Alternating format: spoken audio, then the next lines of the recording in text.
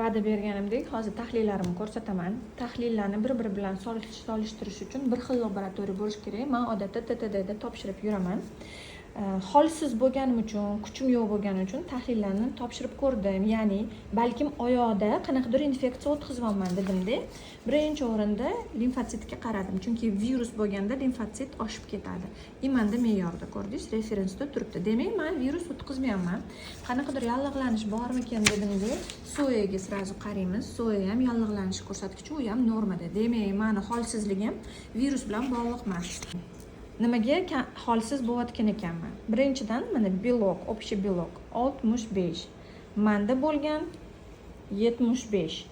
Bu bo'lyapti aprel, may, bu bo'lyapti hozir iyul. Ko'rdingiz? Sabab bilasizmi? Men bu yerda zo'r bo'lgan, chunki men 4-5 mahal ovqatlanib, oqsilga qarab yurganman mana общий belok.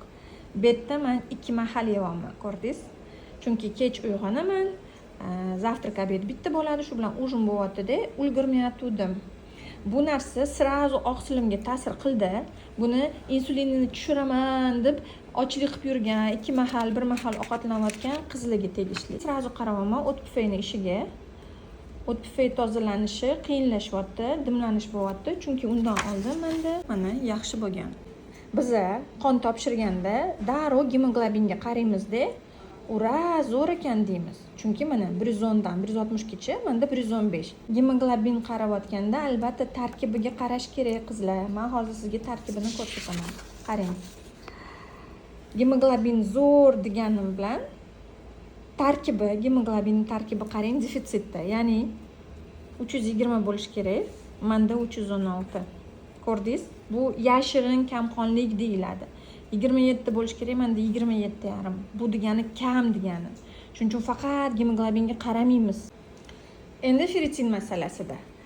Ferritin asosiy temirni ushlab turuvchi, bilasizlar, zaxira. Menda har doim 5 bo'lgan. 10 ga ko'tarib oldim. Bu preparat ichib. Keyin lecheniya oldimda eksperiment qilib temir quydim. 106 ga ko'tarib oldim. U degani hozir hamma ferritinni ko'tarish uchun temirga yugurish kerak emas. Birinchi o'rinda men qarang B12 ni to'g'irlashim kerak. Bu oshqozonni davolash kerak. Insulin masalasida 15 bo'ldi, u aprel mayda. Hozir 10 da. Bu ham lecheniya bilan tushyapman. Eng yomoni o'sha men nimaga holsiz bo'laman? Chunki umumiy oqsilim 75 dan birdaniga 2-3 oyda 65 ga tushib qoldi. Oqsil yetmayaptimi? Ozmiysiz, holsiz bo'laverasiz, sochingiz to'kiladi.